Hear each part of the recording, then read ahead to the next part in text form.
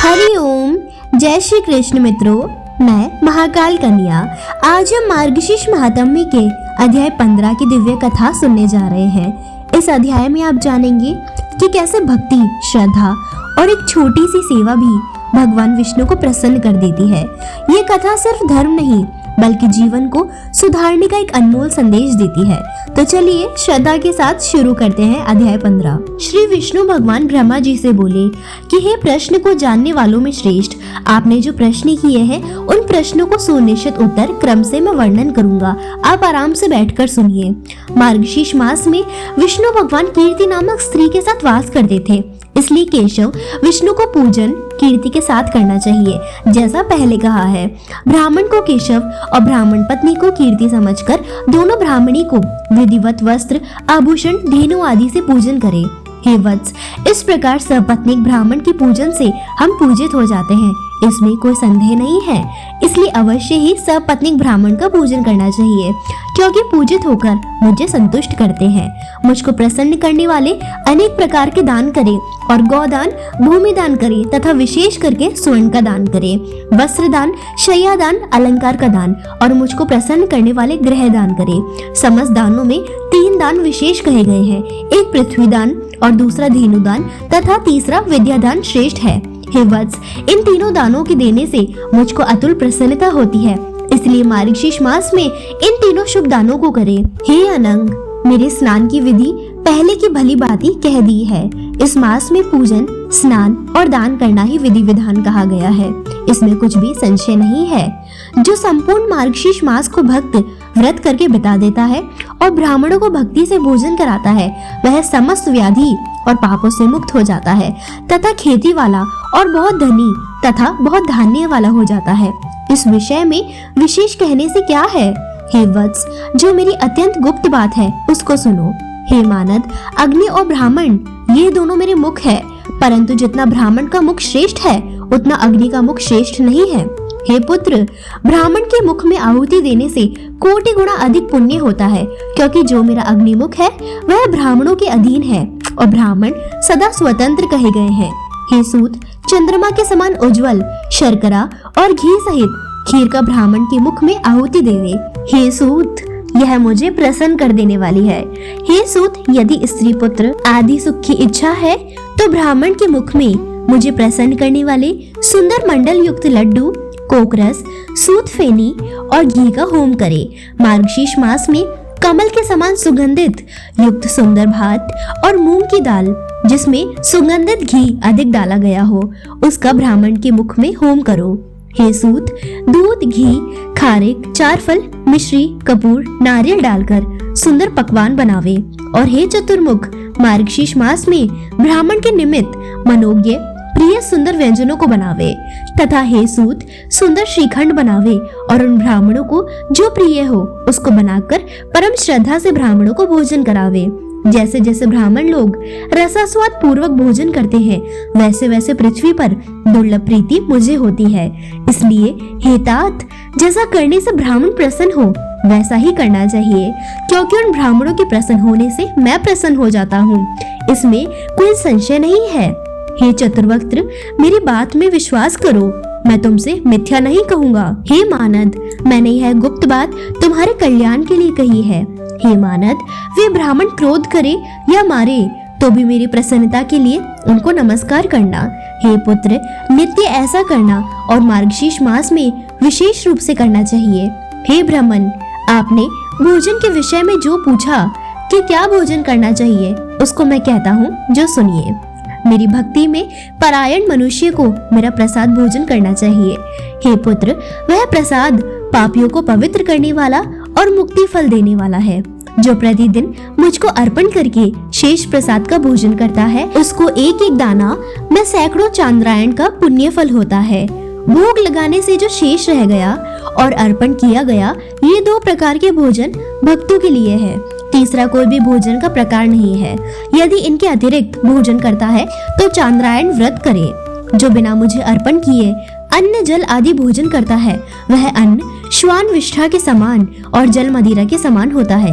इसीलिए हे पुत्र, अन्न जल औषध के पहले मुझको अर्पण करे, बाद में परम भक्ति से भोजन करें, क्योंकि वह प्रसाद अपवित्र करने वाला है। और मेरा उच्छिष्ट प्रसाद पापियों को भी तीर्थ यज्ञ आदि के फल का दाता, कलयुग के दोषों का नाशक और सुंदर गति को देने वाला कहा गया है। तथा दूसरे देवता के नैवेद्य का भक्षण नहीं करना, और जो अभक्त है उनके यहाँ पकवान खाना, यदि अभक्तों के यहाँ पकवान खाता है तो नरक को जाता है। हे सूत, अब मैं तुमसे बोलने का प्रकार जो कहा गया है उसको कहूँगा, तुम सावधान होकर सुनो। तुम्हारी प्रसन्नता के लिए अत्यंत गुप्त बात को भी कहूँगा। मार्गशीर्ष मास में विशेष करके मेरा नाम करना चाहिए और मुझको प्रसन्न करने वाला कृष्ण कृष्ण कहना उचित है। हे पुत्र, यह मेरी प्रतिज्ञा है जिसको सुर और असुर नहीं जानते हैं। मन वचन कर्म से जो मेरी शरण में आ जाता है वह इस लोक की समस्त कामना को प्राप्त करता है और सर्वश्रेष्ठ वैकुंठ तथा मेरी प्रिय लक्ष्मी को भी प्राप्त करता है। जो मनुष्य मुझको कृष्ण कृष्ण कृष्ण कहकर नित्य स्मरण करता है, मैं उसका जल को भेदन कर कमल के समान नरक से उद्धार करता हूँ। हे वत्स, जो मन बहलाने से, डब से, मूढ़तावश से, लोभ से और छल से मेरा भजन करता है, वह मेरा भक्त दुख का भागी नहीं होता। जो लोग मृत्यु के समय कृष्ण का नाम पाठ करते हैं, हे पुत्र, वे पाप युक्त होने पर भी यमराज को भी नहीं देखते हैं। जिन्होंने युवावस्था में समस्त पापों को भी किया है, परंतु अंत के समय में कृष्ण का नाम स्मरण किया है, वह निसंदेह मेरे समीप आ जाते हैं। मरण के समय विवश होकर भी जो मनुष्य नमः कृष्णाय महते, महान कृष्ण को नमस्कार है, ऐसा समीप आ जाते हैं।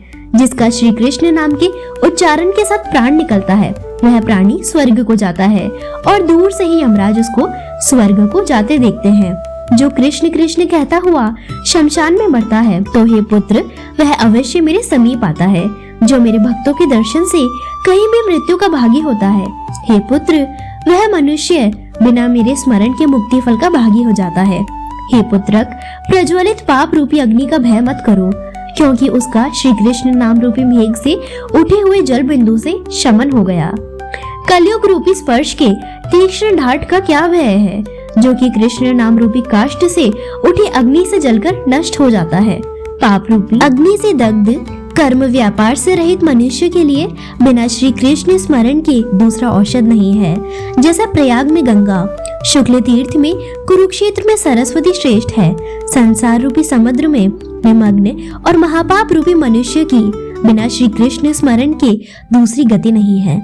मृत्यु समय के उपस्थित होने पर भी जो मनुष्य श्री कृष्ण स्मरण की इच्छा नहीं करते हैं, उन परलोकगामी पापियों के लिए बिना श्री कृष्ण स्मरण के दूसरा पाथेय नहीं है। हे पुत्र, जिसके घर में प्रतिदिन कृष्ण कृष्ण यह कीर्तन होता है, उस घर में गया, काशी, पुष्कर, कुरुक्षेत्र आदि समस्त क्षेत्र वास करते हैं। जिसकी जिह्वा निरंतर कृष्ण कृष्ण यह कहती है, उसी मनुष्य का जीवन जन्म सफल है और उसे सुख भी होता है। जिसने एक बार भी हरि इस दो अक्षर का उच्चारण किया, उसने सामीप्य मोक्ष के गमन के लिए कमर कसकर तैयारी की है। हरि इस नाम के पापों के नाश करने में जितनी शक्ति है, उतना पाप करने के लिए पात के मनुष्य समर्थ नहीं होता। कृष्ण कृष्ण इसका कीर्तन करने से मनुष्य का शरीर और मन दुखी नहीं होता तथा पाप नहीं लगता है और विकलता नहीं होती। जो मनुष्य कलयुग में श्री कृष्ण इस पथ्य वचन का त्याग नहीं करता है, उस मनुष्य के मन में पाप रूपी योग कलयुग में नहीं होता है। श्री कृष्ण नाम का उच्चारण करते समय मनुष्य को जानकर यमराज उसके 100 जन्मों के अर्जित पापों को नाश कर देते हैं। जो पाप सैकड़ों चांद्रायण व्रत और हजारों पराग व्रत करने से नष्ट नहीं होते, वह पाप कृष्ण कृष्ण इस कीर्तन के करने से नष्ट हो जाते हैं। मुझे दूसरे कोटि नामों के लेने से कभी प्रसन्नता नहीं होती है, केवल श्री कृष्ण नाम के लेने से अधिक प्रसन्नता होती है। करोड़ों चंद्र ग्रहण और सूर्य ग्रहण का जो फल कहा जाता है, वह फल कृष्ण कृष्ण के कीर्तन है। गुरु की स्त्री के साथ गमन और स्वर्ण की चोरी आदि पातक श्री कृष्ण के कीर्तन करने से पाप हिमपाला के समान नष्ट हो जाते हैं। यदि अगम्य स्त्री के साथ गमन आदि महान पापों से युक्त होने पर अंत समय में भी एक बार श्री कृष्ण का कीर्तन करता है, तो वह उस समस्त पापों से मुक्त हो जाता है। जो अशुद्ध अपवित्र मन वाला है, वह बिना आचार पालन के भी अंत समय में श्री कृष्ण के कीर्तन से प्रेतत्व को प्राप्त नहीं होता है। जो जिह्वा से कलयुग में श्री कृष्ण का गुणगान नहीं करते हैं, ऐसी वह दुष्ट जिह्वा मुख में ना होकर रसातल को चली जाए अर्थात नष्ट हो जाए। हे पुत्र, कलयुग में जो जिह्वा श्री कृष्ण के गुणों का कीर्तन करती है, वह अपने या दूसरों के मुख की हो, प्रयत्न पूर्वक वंदना करके योग्य है। जो जिह्वा दिन और रात्रि में श्री कृष्ण के गुणों का कीर्तन नहीं करती है, वह उस मनुष्य के मुख में जिह्वा के रूप में पापलता कही जाती है। कीर्तन से प्रेतत्व को प्राप्त नहीं होता है। जो जिह्वा से कलयुग में श्री कृष्ण का गुणगान नहीं करते हैं, ऐसी वह दुष्ट जिह्वा मुख में ना रहकर रसातल को चली जाए अर्थात नष्ट हो जाए। हे पुत्र, कलयुग में जो जिह्वा श्री कृष्ण के गुणों का कीर्तन करती है, वह अपने या दूसरे के मुख की हो, प्रयत्न पूर्वक वंदना करने योग्य है। जो जिह्वा दिन और रात्रि में श्री कृष्ण के गुणों का कीर्तन नहीं करती, वह उस मनुष्य के मुख में जिह्वा के रूप में पापलता कही जाती है। जो जिह्वा श्री कृष्ण श्री कृष्ण श्री कृष्ण भगवान नाम का उच्चारण नहीं करती है, वह रोग रूपिणी जिह्वा है। ऐसे जिह्वा गिरकर 100 टुकड़े हो जाए। जो मनुष्य प्रातःकाल उठकर श्री कृष्ण नाम के महात्म्य को पढ़ता है, उसके लिए मैं कल्याणों को देने वाला हूँ, इसमें कोई संशय नहीं है। जो मनुष्य तीनों संध्याओं में अर्थात प्रातःकाल, मध्याह्न काल और सायंकाल में श्री कृष्ण नाम के महात्म्य को पढ़ता है, वह अपने समस्त कामनाओं को प्राप्त करता है और मरने पर परम गति को पाता है। इति 15वां अध्याय समाप्तम। इस प्रकार समापन होता है मार्गशीर्ष महात्म्य का अध्याय 15। भगवान विष्णु सब पर कृपा बरसाएं और हमारे जीवन में शांति, सुख और समृद्धि लाएं। मिलते हैं अगले अध्याय में एक और दिव्य कथा के साथ। अगर आपको वीडियो पसंद आया हो तो महाकाल कन्या को सब्सक्राइब करना ना भूले। हरि ओम, जय श्री कृष्ण।